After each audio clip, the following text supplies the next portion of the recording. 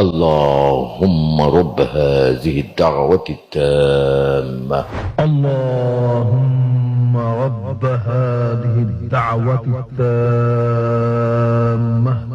হে আল্লাহ, এই পরিপূর্ণ আহ্বান এবং এই শাশ্বত নামাজের তুমি প্রভু। হে আল্লাহ, এই পরিপূর্ণ আহ্বান ও শাশ্বত নামাজের তুমি প্রভু। দশক 90 দশকের সেসব কথাগুলো কি মনে আছে? সাদা কালো বিটিভির সামনে এন্টিনার ঘুরিয়ে বসে যেতাম আলিফ লাইলা ইত্যাদি কিংবা বাংলা সিনেমা দেখতে। আজানের সময় মক্কার সেই চিরচেনা আজান, দরাজ কণ্ঠে ভেসে উঠত আজানের দোয়া।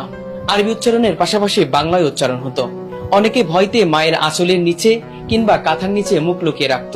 সেই কণ্ঠ এমন একটি কণ্ঠ যা আমাদের কানে এখনো ভাসে। তবে প্রশ্ন থেকে যায়, আপনাদের মনে কি কখনো জাগেনি সেই কণ্ঠের স্রষ্টা আসলে কে? কে এই কণ্ঠের মালিক? দর্শক, আজকে আমরা আপনাদের হৃদয়ে প্রবেশ করে সেই প্রশ্ন জাগিয়ে তুলছি। তিনি আর কেউ নয়, সেই কণ্ঠের পেছনে আছেন আমাদের কিংবদন্তি ভয়েস আর্টিস্ট সৈয়দ ইসমত তোহা। কথা বলবো তার সাথে, জানতে চাইবো তার ভিতরের কিছু কথাগুলো। দর্শক, চলুন একটু তার সাথে কথা বলি। আসসালামু আলাইকুম, কেমন আছেন? ওয়ালাইকুম আসসালাম রহমতুল্লাহি ওয়া বারাকাতুহু। আমি তো সবসময় ভালো থাকি, অথবা ভালো থাকার চেষ্টা করি। আল্লাহ মানুষকে সুস্থ রাখেন, অসুস্থ রাখেন, উনি রাখেন, এবং ওনার প্রশংসা করতেই হবে। আমাকে সুস্থতা রেখে